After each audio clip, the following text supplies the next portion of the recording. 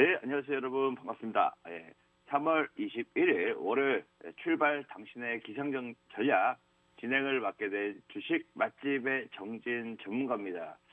저는 우선 박스경제TV에서 주식 그리고 국내 선물, 해외 선물 위주로 방송을 진행하고 있고요. 일단 오늘 월요일 방송 시작전에 앞서서 간밤에 지난주 혹은 금요일 미국 시장 상황에 대해서 말씀드리고 글로벌 이슈 체크하는 시간 갖도록 하겠습니다. 여러분이 이 방송을 보시고 저와 함께 실시간으로 장중으로 함께 성공 투자하고 싶으신 분은 하단에 QR코드가 보이실 겁니다. 거기 스마트폰을 켜시고요. 카메라 앱을 켜시고 갖다 대기만 하면 제가 운영 중에 있는 노란 톡방이 있습니다. 그 노란 톡방에 함께 하시면 다양한 증권 정보를 제공해 드리고 있고요. 그리고 실시간적으로 정보 공유, 시황 설명, 그다음에 종목 분석 등 다양한 이슈 포인트에 대해서 자료, 정보 제공해 드리고 있습니다. 그리고 뭐 금일 하나 혹은 주중에 장중에 하나 스팟 종목, 스팟으로 매매 전략까지 제시해 드리고 있으니까요. 이 기회 놓치지 마시고 방송하는 동안 지금 바로 참여해 보시길 바라겠습니다. 자, 오늘 3월 21일 월요일인데요. 지난주 금요일 같은 경우에 미국 증시 보면 3대 지수는 좀 양호하게 강보합권으로 좀 그럭저럭 올라왔습니다. 그렇기 때문에 미국의 2월 기존 주택 판매 자체가 조금 7% 하락했다라고 좀 소식이 나왔었는데요. 그로 인해서 아무래도 여러분들이 보신 것과 마찬가지로 2월 기존 주택 판매 자체가 급감세를 보였다. 즉 부동산 시장이 점점점 위축이 되고 있는 상황도 보이고 있습니다. 주식시장은 이미 예년에 좀 많이 하락하는 모습을 보였었는데요. 이렇게 좀 글로벌적으로 부동산까지 주식 다음 이제 부동산까지 점점 거래량이 줄고 있다는 소식이 나오면서 아무래도 기준금리 인상에 대해서 점점점 체감할 수 있게끔 시장에서는 좀 보이고 있는 모습이다라고 볼 수가 있습니다. 글로벌 증시를 잠깐 이렇게 좀 보시면요. 아무래도 가장 좀 중요한 전 세계적으로 좀 가장 큰 시장이라고 할 수 있죠. 미국 시장 2% 넘게 나스닥 시장이 올랐고요. 그 다음에 0.8% 다우지수도 올랐습니다. 그리고 우리나라 같은 경우에는 좀 보합권이었고요. 중국도 1% 올랐고요. 러시아가 26% 강 반등을 보이면서 오히려 우크라이나하고 협상 진전이 있었던 소식이 좀 강한 상승 반등세를 보였습니다. 브라질 같은 경우에는 2% 올랐고요. 아무래도 독일, 영국, 유럽 증시 자체도 강보합세, 강세 이렇게 좀 마감을 하는 모습을 보였습니다. 중요한 건 또 금리 인상이었잖아요. 이번에 지난주에 연준 FOMC에서 일부 금리 인상을 했는데 25bp 금리 인상을 했습니다. 원래 시장에서는 한 50bp 가까이 금리 인상할 것으로 좀 예상을 했는데 지난 이번 달 초였죠. 파월 의장이 25bp에 대해서 언급을 하면서 아무래도 이번 금리 인상 자체가 25bp 정도 금리 인상을 했다라고 볼 수 있는데 아무래도 그거보다 조금 더 안 좋게 시장은 예상치보다 좀 적게 인상을 해서 오히려 반등세가 좀 이어지고 있는 상황이고 반대로 좀 올해 아직 그 7번이라는 회의가 남아 있는데 올해 인상 7회 가능성을 좀 내비쳤습니다. 그리고 내년 초까지 3회해서 총 10회 인상을 아무래도 얘기를 했습니다. 점도표 자체가 그렇게 좀 나왔습니다. 이 정도의 1년 반 정도의 10회 인상이면 좀 굉장히 급격하게 금리 인상을 하는 이러한 기준으로 볼 수가 있는데요. 아무래도 러시아하고 우크라이나 사태 이후에 원자재 가격 폭등이 전반적으로 소비자 물가 지수나 물가 자체를 끌어올리는 이러한 상황이 되다 보니까 금리 인상도 지금 가파르게 예상치보다 더 가파르게 할 수밖에 없다라고 좀 볼 수가 있고요. 그리고 5월 달부터 연준에서는 대차 대조표 축소, 즉 그동안에 풀었던 자금들을 다시금 긴축 전환한다라고 좀 보시면 됩니다. 이렇게 점점점 주식시장이나 위험자산 시장에서는 이렇게 좀 긴축 정책이 좀 돈을 아무래도 풀었던 돈을 회수하다 보니까 좋지 않은 이러한 상황이 될 수밖에 없는데요. 그러다 보니까는 약간 시장 자체는 계속 부담감을 갖고 상승세를 보일 수밖에 없는 상황입니다. 그렇기 때문에 이렇게 시장 자체도 지금 반등세 조금 보이고 있고, 그리고 또 원달러 환율 자체가 원화가 약세로 좀 변환이 되면서 지난주까지 좀 반등세 이어지는 모습을 보였다라고 볼 수 있습니다. 최근 들어서 또 크리스토퍼 윌러 연방준비제도 이사 중에 한 사람이었죠. 인플레이션이 극심할 경우에 7일 동안 25pp 금리 인상한다고 얘기를 했는데, 점도표가 나왔는데 아무래도 금리 인상 50pp도 할 수도 있다. 그러니까 급격하게 원자재 가격이 오르거나 소비자 물가가 계속 급격하게 오르게 되면 25pp 인상에 동의는 했지만 조만간 좀 더 공격적으로 인상이 될 수 있다는 점을 이사가 인터뷰를 통해서 밝혔습니다. 뭐 각각의 이사별로 총 12명 이사가 있는데, 그 이사별로 주관이 있고 생각이 다르겠지만 어쨌든 여기에 맞춰서 개인의 의견들을 내비칠 때마다 시장에서는 영향을 받을 수밖에 없습니다. 그래서 기존에 예상했던 거나 알고 있던 것보다 좀 더 크게 혹은 급진적으로 정책이 시작된다면 그에 맞게끔 시장도 우려가 더 섞일 수밖에 없고요. 네, 이런 식으로 지금 물가가 전 세계적으로 특히 미국보다도 더 우려가 더 심해질 게 바로 유럽입니다. 유럽 같은 경우에 굉장히 지금 러시아의 에너지 수입이 굉장히 의존도가 높습니다. 전 세계의 에너지원, 즉 원유나 천연가스 이런 생산량이 전 세계의 4위에 굉장히 러시아가 큰데, 전 세계 13%의 비중을 차지합니다. 그 정도로 굉장히 큰데, 이 13%의 비중 중 절반 이상이 거진 유럽 쪽으로 들어가고 있고, 유럽이 그에 맞게끔 비중 의존도가 굉장히 높습니다. 그렇기 때문에 유럽은 이런 급격한 원자재 가격 상승에 굉장히 크게 타격을 받을 수밖에 없고, 그래서 일부 다른 유럽 국가들 같은 경우에는 프랑스나 독일이나 그다음에 이탈리아, 스페인 이렇게 유럽 국가들은 굉장히 지금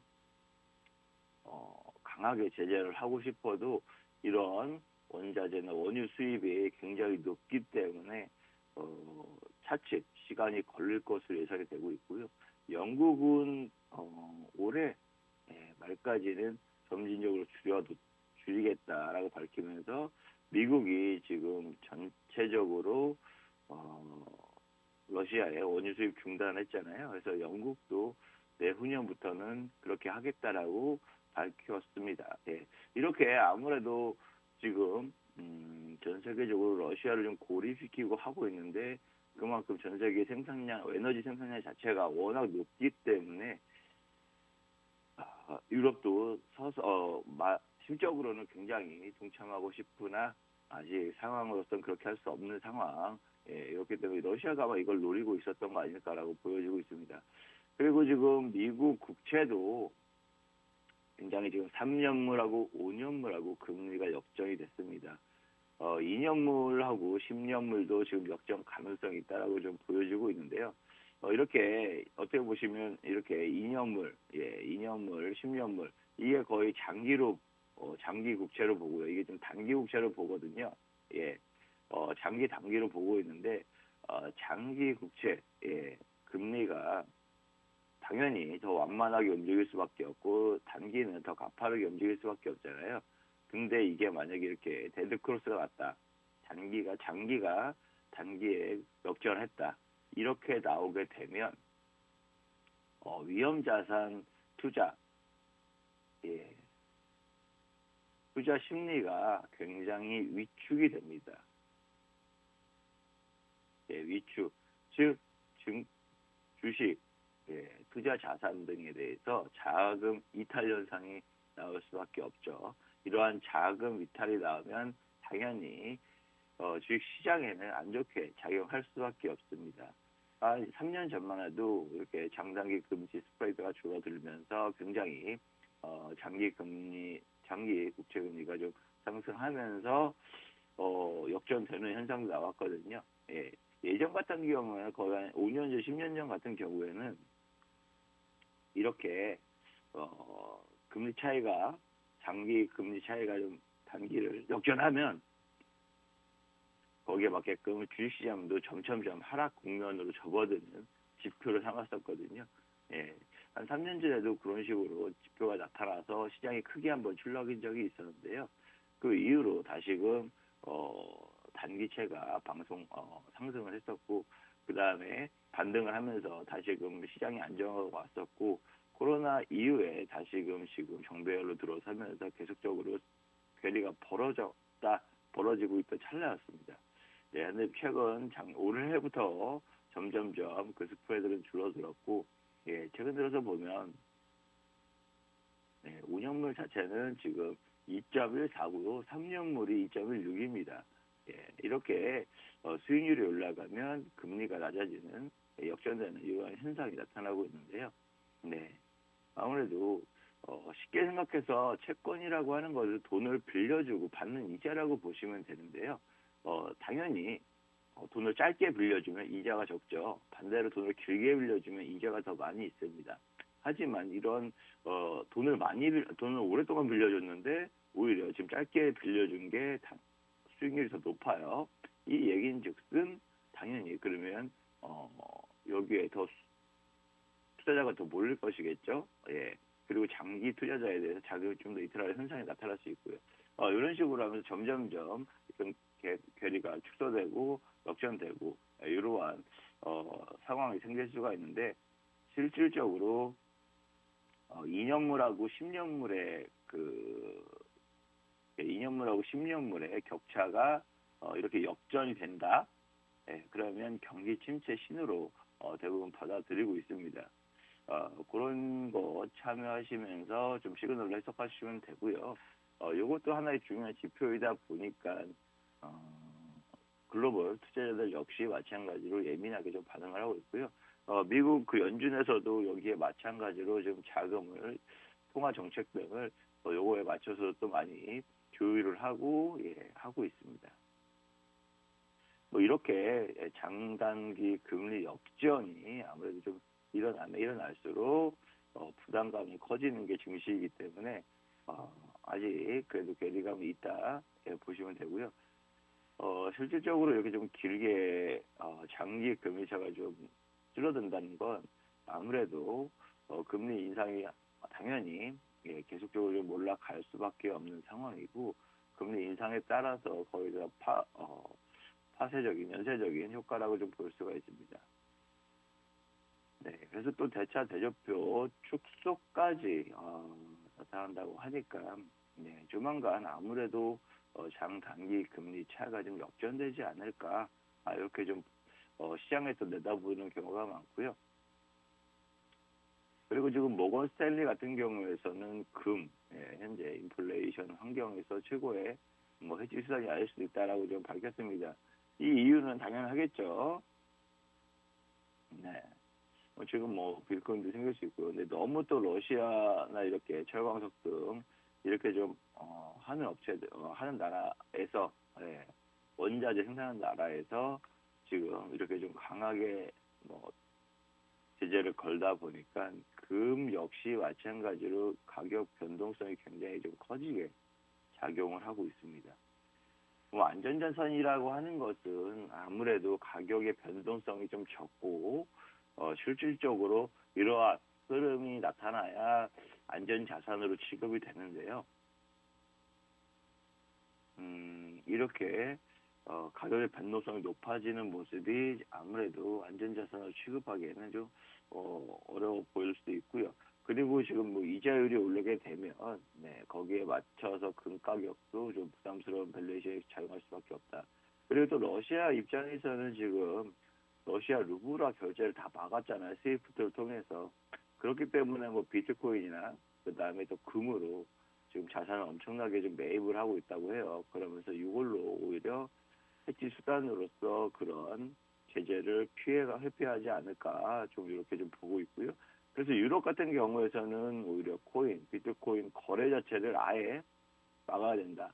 러시아에서 지금 엄청 사들이고 있고, 러시아 갑부들이 비트코인으로 지금 자금을 융통하려고 하고 있다. 이런 식으로 생각을 들어서 비트코인 뭐 관련해서 억제한다, 제재한다, 이렇게 좀 유럽 쪽에서는 강력하게 드라이브를 걸고 있습니다. 아직 미국에서는 그렇게까지는 비트코인 제재하는 것까지는 조금 신중한 입장을 보이고 있는 상황입니다. 네. 아무래도 러시아 중앙금리, 기준금리 20%인데요. 동결을 했다. 라고 소식이 전해졌습니다. 러시아의 기준금리가 20%입니다. 은행에 예금만 넣어도 20% 이상은 받는다는 구조라고 볼 수 있죠. 어쨌든 러시아 입장에서 지금 원자재 가격 폭등으로서 자국 내에서도 물가가 계속적으로 크게 상승할 수밖에 없는 그러한 상황이 될 수밖에 없고요. 또 지금 대외에 강력한 제재 정책으로 인해서 혼자 고립되고 자립을 해야 되는 상황입니다. 네, 그렇기 때문에 러시아 입장에서도 큰 경기 침체가 올 수밖에 없기 때문에 지금 오히려 무분별하게 통화 정책을 하기보다는 조금 지켜보는 입장으로 선회하지 않을까, 이렇게 좀 보여집니다. 네, 그리고 우리나라도 역시 마찬가지로 지금 다양한 미국에서는 뭐 압박하는 거 동참하자라고 좀 얘기가 나고 있고, 반대로 또 러시아에서도 역시 마찬가지로 뭐 도와주는 우리나라에도 제재 좀 채우고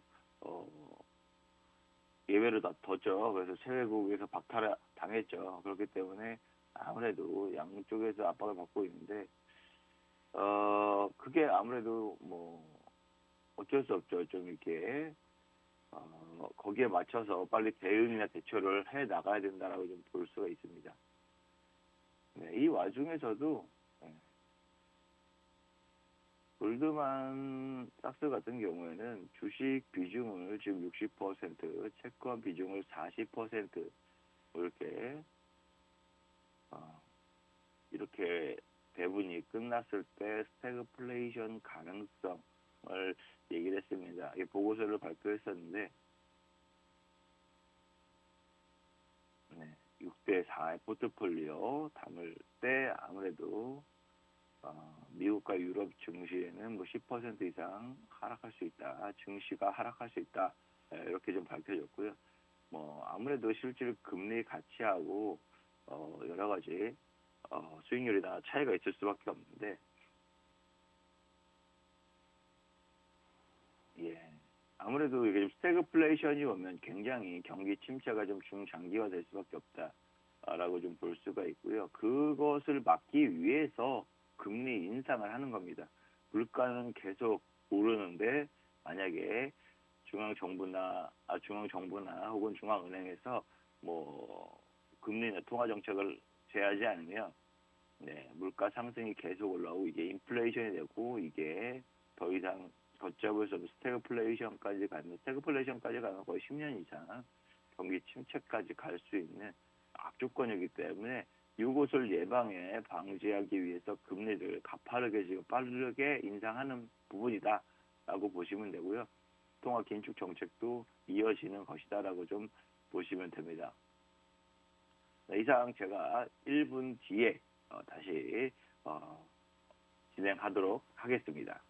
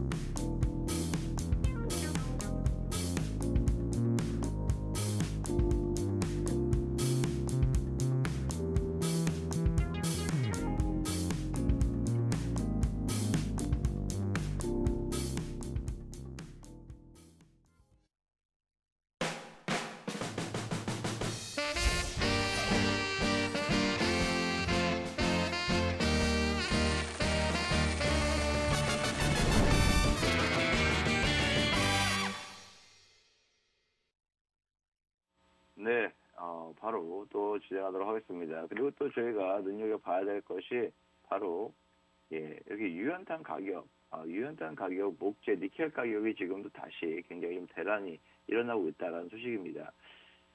유연탄이라는 것은 아무래도 지금 러시아에서 주로 생산하고 있는데요. 이런 유연탄 것들이 좀 이렇게 막혀버리니까 여기에 다양한 지금 뭐 생산되고 있는 기타 산업들의 뭐 기계, 예, 이런 것들도 지금 가동이 굉장히 어려운 상황이 되고 있고요. 실질적으로 뭐 지금 뭐 트랙터까지 농기계까지 굉장히 크게 영향을 받는 부분이라고 합니다.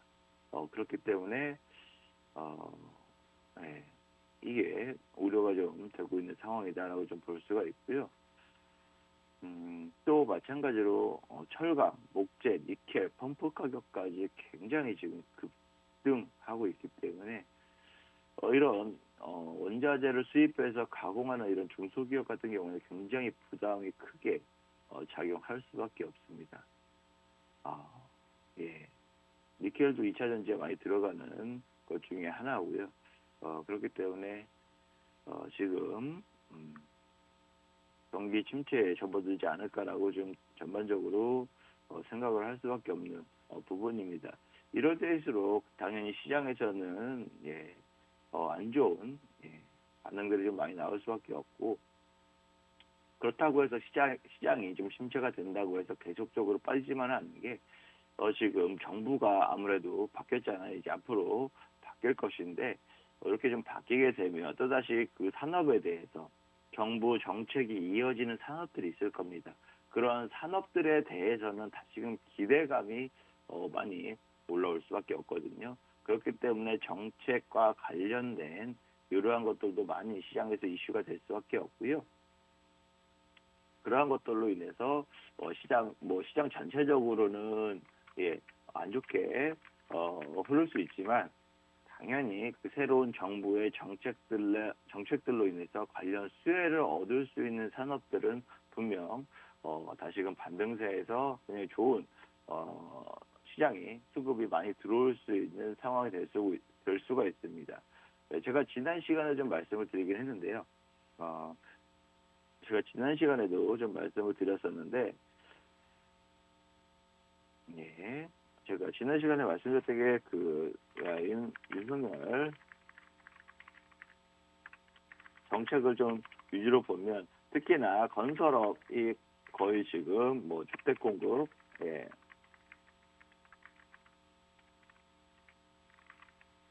요거에 지금 정책이 있습니다. 그래서 중소형 건설 업체들, 그 다음에 건자재, 인테리어, 이러한 업체들이 뭐 시멘트, 당연히 콘크리트 수요가 폭발적으로 늘겠죠. 이러한 업체들이 지금 수혜 업종으로 분류가 되면서 주가도 3월달 들어서 굉장히 크게 상승세를 보이고 있거든요. 특히나 시멘트 같은 경우에는 지금 오히려 지금 유연탄 가격이 오르기 때문에 이런 유연탄의 원자재에 들어가는 게 시멘트에 많이 들어간다고 하는데, 이 유연탄을 지금 오히려 생산하는 것 자체도 어렵고 지금 수입하기도 어려운 상황입니다. 그렇기 때문에 가격이 천정부지로 치솟고 있고, 아무리 비싸게 만든다고 하더라도 지금 너도나도 사겠다고 하기 때문에 지금 원자재 가격이 굉장히 부담스럽게 많이 오르고 있는 상황이다. 그리고 예전만큼 아무리 만들어내려고 해도 그만큼의 지금 수요가 그것보다 훨씬 더 크기 때문에 가격이 더 커지고 있는 상황입니다. 원자재 가격도 올라서 그런데 또 공급보다 수요가 더 크게 작용하기 때문에 가격이 더 크게 오르고 있다라고 보시면 됩니다. 건설업체가 예를 들어서 만약에 건설을 시작한다, 착공을 시작한다라고 했을 때 거의 1년 이내에 이런 시멘트, 콘크리트가 거의 3개월에서 6개월 이내에 바로 수주가 날 거고요. 그 다음에 1년 이내에 시멘트가 바로 수주가 날 겁니다. 그리고 나서 뭐 이런 기타 건자재, 마지막에 2년 이내에, 3년 이내에 인테리어 업체들이 수혜를 볼 수 있는 구조다라고 볼 수가 있습니다. 이렇게 지금 좀 정책에 대해서 말씀드리고 있는 찰나에 지금 9시, 아침 9시가 됐습니다. 잠시 시장 상황에 대해서 말씀을 드리고서 다시 이어나가도록 하겠습니다.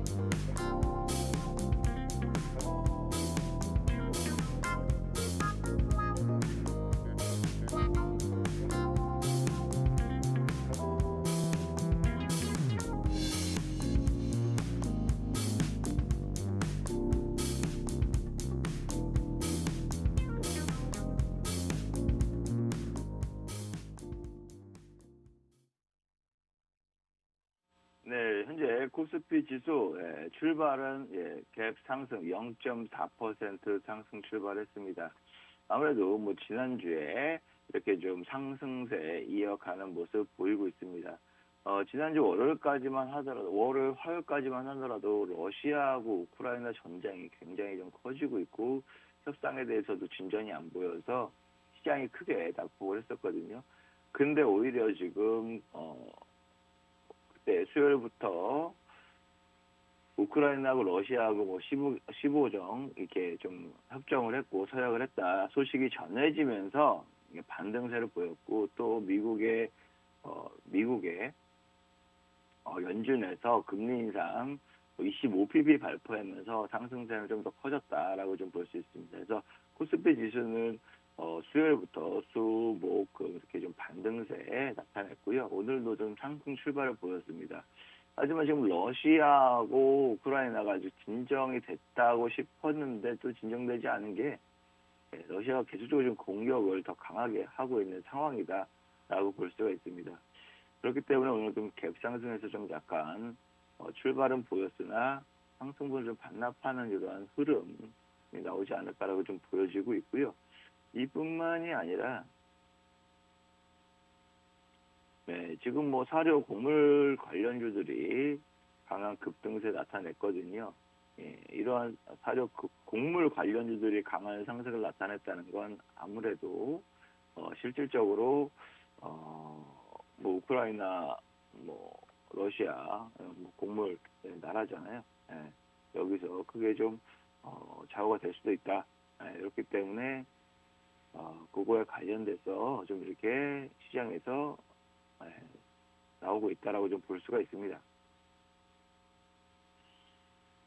네, 어쨌든 뭐 지금 시장 자체로서는 출발 자체가 크게 상승 출발은 보이고 좀 매물을 내리시는 모습을 보이고 있는 상황이다라고 볼 수가 있습니다. 네. 그리고 아무래도 지금 코스피 지수 보여주고 있고요. 코스닥 지수 역시 마찬가지로 0.4% 좀 똑같이 상승 출발을 보였고요. 갭 상승 출발을 보였고 지금 상승분은 일부 반납하는 그런 모습을 보이고 있는데 시장 자체로 봤을 때 지금 곡물 사료 관련주들이 강세를 좀 보이고 있는 모습입니다. 그리고 다행히 리오프닝 관련주들도 지금 강세를 보이고 있고요. 또 소프트웨어 자체도 지금 좀 강세로 전환되는 모습을 보이고 있습니다. 그리고 또 정책 수혜주라고 할 수 있죠. 네, 그거와 관련돼서도 조금 강하게 상승세를 보여줄 수가 있는데요. 아무래도 지금 또 정치인 관련 중에서 안철수 인수위원장 관련주가 지금 강세를 보이고 있습니다. 아무래도 국민의힘하고 국민의당하고 합당에 대해서 지금 얘기가 나오고 있거든요. 이번 주 내로 합당을 타결할 것이다라고 좀 밝혔어요. 국민의힘 대표가. 그러다 보니까 안철수 관련주들 안랩을 필두로 해서 강한 상승세 나타내고 있는 모습이다라고 볼 수가 있습니다. 여행 관련주들이 아무래도 지금 기지개를 피듯이 굉장히 좀 상승세를 나타내고 있습니다. 지난주까지만 해도 로봇 관련주들이 굉장히 강한 상승을 나타냈거든요. 네, 오늘 역시 마찬가지로 리오프닝 관련주들 출발 좋고요. 건설 쪽도 지금 양호한 수급 흐름 들어오고 있습니다. 특히나 그동안 많이 좀 눌렸던 건설주들도 많이 강세를 보이는 모습 보이고 있고요. 리오프닝, 여행 관련주들이 오늘 좀 강한 상승세 나타내고 있는 모습입니다. 로봇 관련주들도 오늘 재차 상승 출발을 보이고 있습니다. 네, 아까 말씀드렸다시피 이렇게 좀 글로벌 증시가 안 좋게 흘러가더라도 이렇게 전반적으로 봤을 때 당선인이 있으면 정부가 바뀌면 그 정부 바뀐 거에 대해서 당연히 긍정적으로 나타낼 수밖에 없다라고 좀 말씀드렸는데 정책 수혜주들이 분명히 나타날 수밖에 없습니다. 그래서 아까 말씀드렸다시피 건설 쪽에 주택 공급 250만 호에 대해서 정책이 있기 때문에 여기에 대해서 그 희망이나 아무래도 기대감이 작용을 했다라고 볼 수가 있어서 건설 업체들, 그 다음에 건자재, 시멘트, 콘크리트, 인테리어 관련된 업체들에 대해서 수혜가 정책들이 좀 전망이 될 것으로 예상이 되고 있고요. 그 다음에 좀 더 디지털 플랫폼,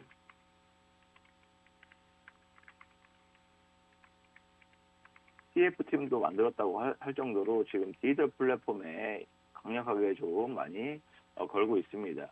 그 얘기인 즉슨 말 그대로 소프트웨어, 인공지능, 여기도 포함될 수 있고요. 다양하게는 다양하게는 또 보안 쪽까지 연결을 시켜서 볼 수가 있는데 이런 소프트웨어나 이런 데이터, 빅데이터 관련해서 다 여기가 포함되는 거죠. 그다음에 인공지능, 이게 그래서 아무래도 좀 빅데이터에 관련돼서 좀 많이 드라이브를 거는 게 아닌가 할 정도로 또 데이터법도 통과가 됐고 디지털 플랫폼 이렇게 좀 볼 수가 있고요. 또 제약 바이오도 좀 굉장히 좀 5대 메가 트렌드로 이렇게 좀 바꾸면서 강력하게 좀 드라이브를 걸고 있는 모습으로 보여주고 있습니다. 제약 바이오 중에서도 신약 개발, 이런 것들에 대한 지원들이나 아니면 여기에 대해서 정부가 적극적으로 추진해서 이렇게 좀 지원을 해줘야 된다는 거에 대해서 강력하게 생각을 하고 있다는 모습을 보여주고요. 또 특히나 가장 중추가 될 수 있는 거죠. 더 중요한 거죠. 원자력 발전입니다. 기존의 탈원전 정책 전면 폐지, 오히려 원전 초강대국,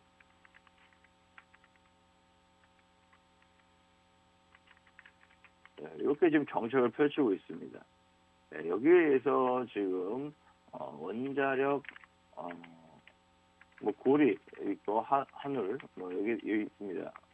그리고 원자력 관련해서 관련주들 있죠. 관련주 이런 업체들이 많이 올라오고 있는데요. 원자력 관련주 또 원자력 해체와 관련해서 관련주들도 굉장히 좀 상승세를 나타냈는데 원자력 관련주들 특히나 좀 봐야 될 부분이 있다. 그리고 또 방위 산업이라고 볼 수 있습니다. 아무래도 러시아하고 이렇게 전쟁을 일으키면서 전 세계 각 나라들이 지금 방위 산업에 대해서 니즈가 경각심을 많이 갖게 된 계기가 되지 않았나 이렇게 보여주고 있습니다. 특히나 유럽 쪽도 역시 마찬가지고요. 근데 우리나라 K9 전차들 지금 전차, 그렇죠? 전투기, 그다음에 대공 미사일 이런 것들 지금 계속적으로 수출 소식이 전해지고 있잖아요. 아무래도 좀 정권 자체가 보수 정권이다 보니까 이렇게 방위 산업에 대해서 투자나 혹은 수출에 대해서 굉장히 니즈가 강하게 작용을 하고 있습니다. 그래서 방위 산업에 대해서 굉장히 어, 여기서도 지금 드라이브를 좀 크게 걸 수 있는 가능성이 있다라고 보여지고 있고요. 방위 산업하고 약간 뭐 우주 항공하고 사업체들 있죠. 하나나 보시면 대부분 우주 산업, 우주 항공 쪽 산업을 하는 데가 방위 산업까지 같이 하고 있다라고 보시면 됩니다. 이러면 로켓 발사체나 이런 것들이 아무래도 다 방위 산업체에 하고 있는 업체들이 주로 우주 항공에도 로켓 발사체나 이러한 다양한 부품들을 만들 수가 있기 때문에 이러한 두 가지의 테마나 섹터에도 지금 뭐 투자나 지원 정책들이 좀 크게 작용할 수 있는 부분이 있다라고 볼 수가 있습니다.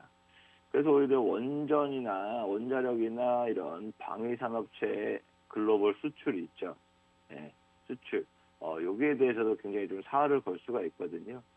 그렇기 때문에 그러한 부분들 눈여겨보시면 된다라고 볼 수가 있습니다. 그래서 가장 좀 큰 정책 중에 하나가 이전 정부랑 가장 다른 큰 정책 중에 하나가 바로 원자력, 방위산업, 건설업이라고 보시면 되는데요.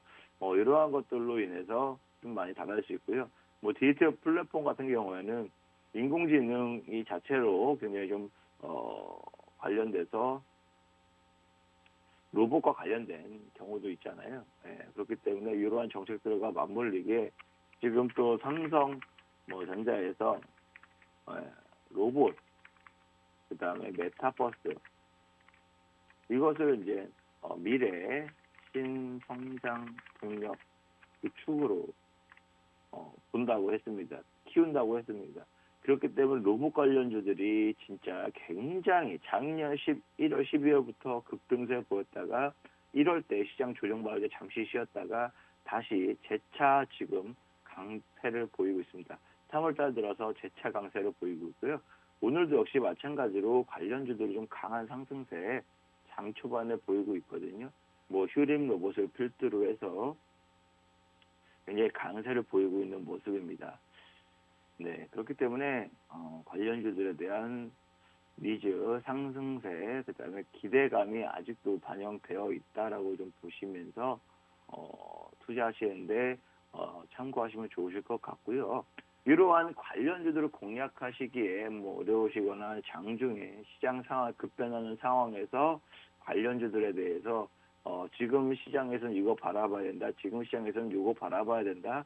제가 시시각각 상황 설명을 해드리고 있습니다. 그러한 설명들 받아보고 싶으신 분들은 하단에 QR코드 보이시죠? 거기에 QR코드에서 카메라 앱을 갖다 대시면 자연적으로 링크가 노출됩니다. 그 링크 타고 입장을 하실 수가 있어요. 그 링크 같은 경우에는 지금 딱 방송하는 시간에만 열려 있습니다. 워낙 광고나 혹은 기타 사칭하는 분들이 너무 많이 있기 때문에 그런 분들을 제작하기 위해서는 딱 그 방송 시간에만 열어둔다는 점 참고해 주시고 지금 열려 있으니까요. 지금 바로 입장을 해주시고 지금 방송 이후에는 다시금 그 노란 톡방이 코드가 걸립니다. 그렇기 때문에 입장하고 싶어도 입장을 못하는 점 양해 부탁드리도록 하겠습니다. 아무래도 이번 주 좀 주간 위클리로 시황 전망이나 본다면 아무래도 지난주에 상승했던 부분들이 있습니다. 이렇게 보면 지난주에 좀 상승을 했었죠. 이번 주 60일 선 맞고 지금 상승 출발했다가 좀 약간 조정을 보이는 모습입니다. 하지만 어저께 지금 4월달 들어서 전 고점을 2번 시도했는데 지난주에 돌파를 했거든요. 이쪽 부분을 914포인트 코스닥 기준으로 봤을 때 그렇기 때문에 좀 단기적으로 950포인트까지는 상승하지 않을까라고 좀 긍정적으로 바라보고 있고요. 물론 러시아하고 우크라이나하고 좀 더 격화되거나 아니면 러시아가 좀 더 강하게 나간다고 하면 거기에 따라서 당연히 지수는 크게 흔들릴 수 있는 변수는 작용합니다. 그런 점을 감안하시고 투자 판단하시면 좋으실 것 같고요. 코스닥뿐만 아니라 코스피 역시 마찬가지입니다. 코스피는 대체적으로 좀 더 무겁게 움직이는 경향이 있습니다. 실질적으로 대형주들 위주의 강세나 상승세, 즉 지수 전반에 이런 뭐 ETF들이나 아니면 펀드들 있죠. 이런 것들이 이제 우리나라에 자금 유입이 되면 코스피 지수에는 굉장히 크게 상승세를 나타내는 모습을 보이는데, 그렇지 않은 뭐 이러한 시장에서는 아무래도 정책주들을 반영하고 아무래도 중소기업 뭐 투자에 대해서 기대감이 커지기 때문에 그거와 관련돼서는 아무래도 코스닥 지수가